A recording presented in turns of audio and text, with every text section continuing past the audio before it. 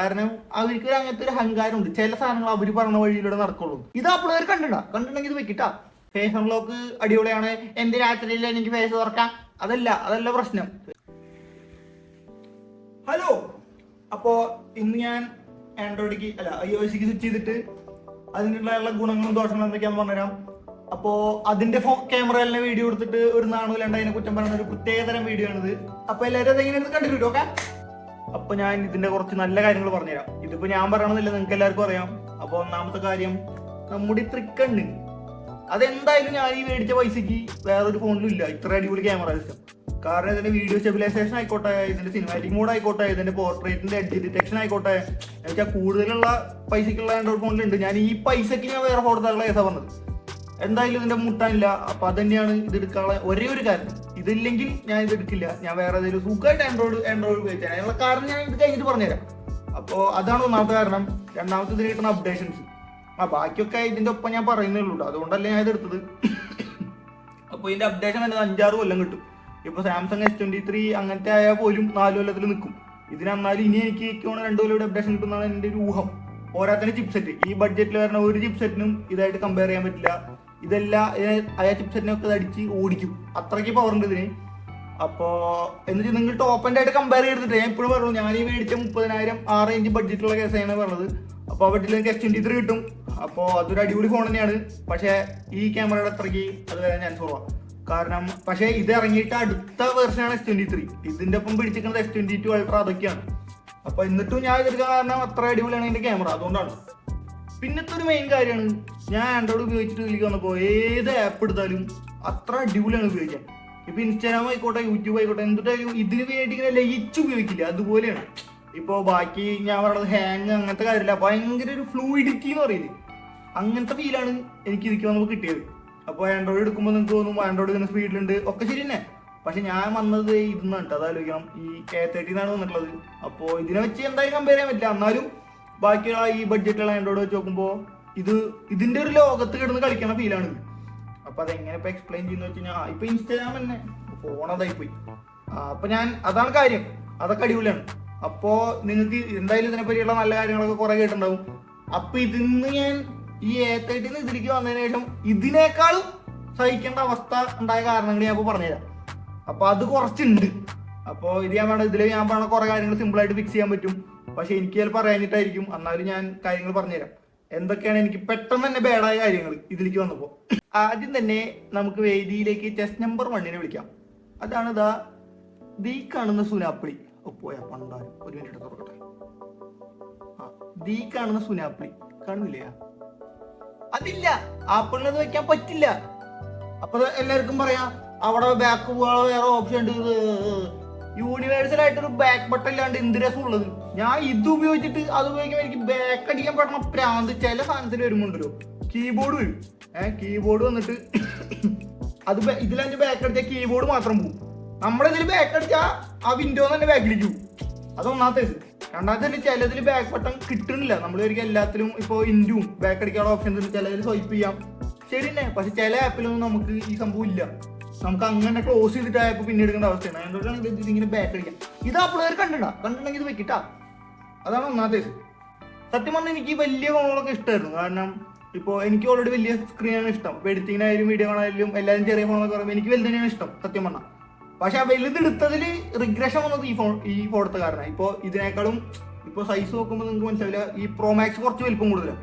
അപ്പൊ അതിലെന്താ ഇഷ്യൂ വെച്ചാൽ ഇവര് ബാക്ക് ബട്ടൺ തുറക്കട്ടെ, ബാക്ക് ബട്ടൺ ഇവിടെ കൊടുക്കാൻ പറ്റില്ലല്ലോ. അപ്പൊ ഇവര് മുക്കിലൊക്കെ വെക്കുക, ഇവിടെയൊക്കെ കൊണ്ടുവയ്ക്കുക. അപ്പൊ ഞാനിപ്പോ ഇങ്ങനെ ഉപയോഗിക്കുകയാണെങ്കിൽ കയ്യെത്തില്ല, അങ്ങോട്ട് എത്തില്ല. അവർക്ക് അതൊന്നും സോൾവ് ചെയ്യാൻ പറ്റും, പക്ഷെ ചെയ്യില്ല. കാരണം അവർക്ക് അങ്ങനത്തെ ഒരു അഹങ്കാരമുണ്ട്. ചില സാധനങ്ങൾ അവർ പറഞ്ഞ വഴിയിലൂടെ നടക്കുള്ളൂ. ആൻഡ്രോയിഡൊക്കെ ആണെങ്കിൽ എത്രയോ നല്ല കാര്യങ്ങൾ കോപ്പി അടിക്കുന്നു. നല്ലതല്ലാത്തതും എല്ലാം കോപ്പി അടിക്കുന്നുണ്ട്. അപ്പൊ ഇതൊന്ന് തിരിച്ചതിൽ വെച്ചൂടെ, ബാക്ക് ബട്ടൺ ഒന്ന് വെച്ചൂടെ. എന്താ പോണത് വണ്ടി. ഇപ്പൊ എന്തെങ്കിലും ആവശ്യം പെട്ടെന്ന് ഒരു കോൾ വന്നാൽ, അല്ലെങ്കിൽ കോൾ എടുക്കാൻ കുഴപ്പമില്ല, എന്തെങ്കിലും താൻ എടുക്കുകയാണെങ്കിൽ മുക്കിൽ പോയി ഞെക്കണം. ഇവിടെ മുക്കിൽ അല്ലെങ്കിൽ ഇവിടെ നിന്ന് സ്വൈപ്പ് ചെയ്യാൻ ഭയങ്കര ഡിസ്കംഫർട്ടാണ്. ഓക്കെ, അതിപ്പോ നിങ്ങൾ ആപ്പിൾ ഉപയോഗിക്കുന്നവർക്ക് നിങ്ങൾക്ക് അത് ഫീൽ ചെയ്തിട്ടുണ്ടാവും. ചിലപ്പോൾ കുറച്ച് കാലം ഉപയോഗിച്ചാൽ ശരിയാവും. ഞാനിപ്പോൾ ഈ 2 ആഴ്ച സ്വിച്ച് ചെയ്തിട്ടുള്ള കേസാണ് പറഞ്ഞത്. അപ്പോഴേക്ക് ഇതൊക്കെ മനസ്സിലായിട്ട് പെട്ടെന്ന് പറയാൻ പറ്റുള്ളൂ. അപ്പൊ ഈ വീഡിയോയിൽ എന്തായാലും പോസിറ്റീവിനൊക്കെ കൂടുതൽ നെഗറ്റീവ് ആയിരിക്കും. എന്തായാലും പോസിറ്റീവ് നിങ്ങൾക്ക് അറിയാം. അപ്പോൾ ഞാനിത് ആൻഡ്രോയിഡ് എന്ന് വന്നപ്പോൾ ബുദ്ധിമുട്ടുകൾ കുറച്ച് കാണിക്കാന്നുള്ള മൈൻഡിലാണ് വീഡിയോ ആണത്. എന്തായാലും പോസിറ്റീവുകളൊക്കെ ഇഷ്ടം പോലെ ഉണ്ട്, അതൊക്കെ ഓൾറെഡി നിങ്ങൾക്ക് അറിയായിരിക്കും. അതുകൊണ്ട് ഞാൻ കൂടുതൽ നെഗറ്റീവ് ആണ് എന്ന് കരുതി ഞാൻ ഒരു ദുഷ്ടനാണെന്ന് നിങ്ങൾ വിചാരിക്കരുത്. ഞാൻ ആ ഫോൺ എടുത്ത് ആ ഫോണിന്റെ ഫ്രണ്ട് ക്യാമറയിലാണ് വീഡിയോ റെക്കോർഡ് ചെയ്യുന്നത്. ഓക്കെ, അപ്പൊ ടെസ്റ്റ് നമ്പർ 2 വിളിക്കാം. ടെസ്റ്റ് നമ്പർ 2 ആണ് നമ്മുടെ ഈ നോട്ടിഫിക്കേഷൻ ഡയറ്റ്. ഇത് ഇത്രയും പഴയ സാംസങ് ആയാലും എനിക്ക് ഒറ്റ കൈ കൊണ്ട് വന്നു, നോട്ടിഫിക്കേഷൻ വന്നു, എൻ്റെ എല്ലാ സുഡാപ്പിൾ സാധനങ്ങളും വന്നു.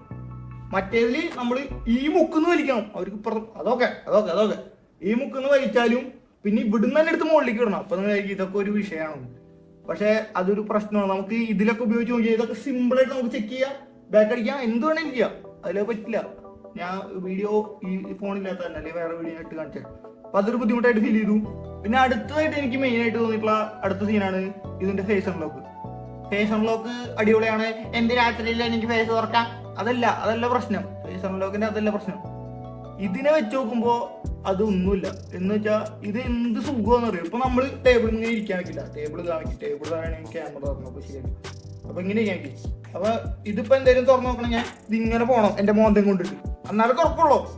ഫിംഗർ പ്രിന്റ് അടിപൊളിയാണ്, അത് എന്ത് പറഞ്ഞാലും ഞാൻ സമ്മതിക്കില്ല. എന്ന് വെച്ചാൽ ബാക്കിൽ ഇങ്ങനെ ഒരു ഫിംഗർ പ്രിന്റ് കാണാം, സുഖമാണ്. ഇത് വെറുതെ കണ്ടതിനും സമയം നോക്കാത്ത അൺലോക്കാവും.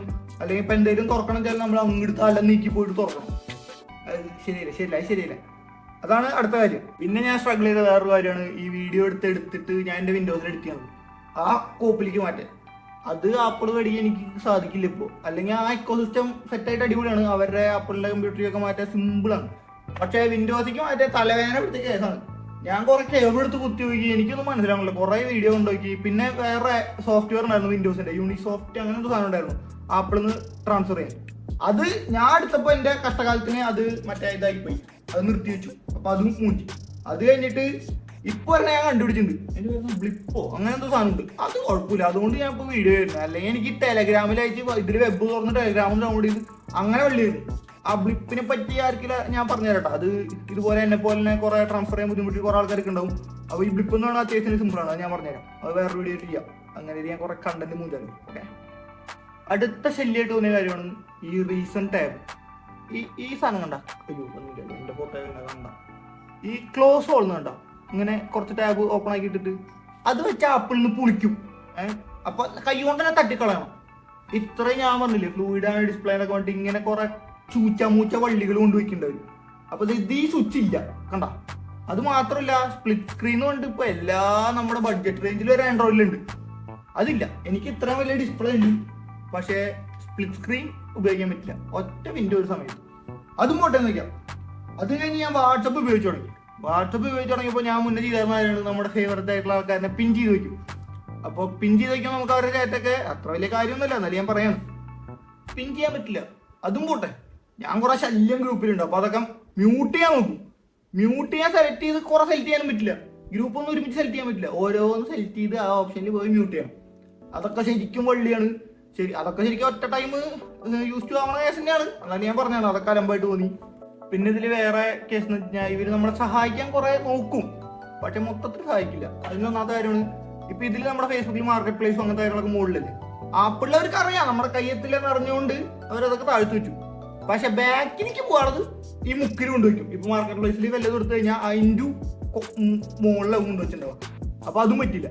അപ്പൊ അത് അടുത്ത കാര്യം. പിന്നെ കുറച്ച് മൈനർ വള്ളീസ് ആയിട്ട് തോന്നിയ ഒന്നാമത്തേസാണ് ഞാൻ ഇപ്പോൾ ഒരു വീഡിയോ കോൾ ചെയ്തുകൊണ്ടിരിക്കുകയാണെങ്കിൽ നമുക്കത് ആൻഡ്രോയിഡിലൊക്കെ വെറുതെ ഹോം ബട്ടൺ ആക്കിയിട്ട് വേറെ എന്തോ ആപ്പ് ഓപ്പൺ ചെയ്താൽ അവിടെ ചെറിയ കട്ടായിട്ട് കിടക്കും. ഇതതില്ല. ഇത് മിനിമൈസ് ചെയ്ത് ആ വീഡിയോ പോസ് ആകും പോയിട്ട് എന്തിന്. അപ്പോൾ അത് അവിടെ പോസ് ആയി കിടക്കും. അതുപോലെ തന്നെ ഇത് എൻ്റെ എന്തോ ഇഷ്യൂ ആണോ എന്ന് എനിക്കറിയില്ല. ഏതായാലും ഓണാക്കി ഇടാതിരിക്കാത്തത് കൊണ്ടാണോ എന്ന് എനിക്കറിയില്ല. നമുക്കിപ്പോൾ എന്തെങ്കിലും കോൾ വരൂലേ, സാധാ കോൾ വന്നിട്ട് ഇപ്പൊ സപ്പോസ് വേറൊരാൾ കോൾ വരികയാണെങ്കിൽ എൻ്റെ ഈ ഫോണിൽ OnePlus ആയാലും എന്നെ നോട്ടിഫൈ ചെയ്യും. ഞാൻ ഈ കോളിൻ്റെ ഇടയിൽ വേറെ കോൾ വന്നിട്ടുണ്ടായിരുന്നു, അത് മിസ്ഡായിട്ട് കാണിക്കും. ഇതിലത് കാണിക്കില്ല, ബിസിയാന്ന് പറഞ്ഞിട്ട് പിന്നെ ആ കോൾ എൻ്റെ വന്നത് കാണിക്കില്ല. അതെനിക്ക് ബാഡായിട്ട് തോന്നി. കാരണം നമ്മൾ വേറൊരു കോൾ ബിസി ആയിട്ട് ഇരിക്കുമ്പോൾ അതെൻ്റെ ഇഷ്യൂ ആണെന്ന് ആരെല്ലാം അറിയണമെന്നുണ്ടെങ്കിൽ ഒന്ന് പറയും. ഓക്കെ, പിന്നെ ഞാൻ പറയാൻ മിസ് ചെയ്തൊരു കാര്യമുണ്ട്. ഇത് കൈ പിടിച്ച് നടക്കുമ്പോൾ കിട്ടുന്ന പട്ടി ഷോ അത് നമുക്ക് വേറൊരു ഫോണിലും കിട്ടില്ല. എത്ര ആൻഡ്രോയിഡ് എടുത്താലും ഇതിന്റെ പട്ടി ഷോ ഞാൻ എക്സ്പീരിയൻസ് ചെയ്ത് വെച്ച് ഇത്ര കിട്ടൂല. അപ്പോൾ അതൊരു നല്ല കാര്യമാണ്. അതും കൂടി പറഞ്ഞ് ഞാൻ എൻ്റെ വീഡിയോ നിർത്തുന്നു. അപ്പോൾ എല്ലാവർക്കും ഇഷ്ടപ്പെട്ടു എന്ന് വരുന്നു. Okay, by.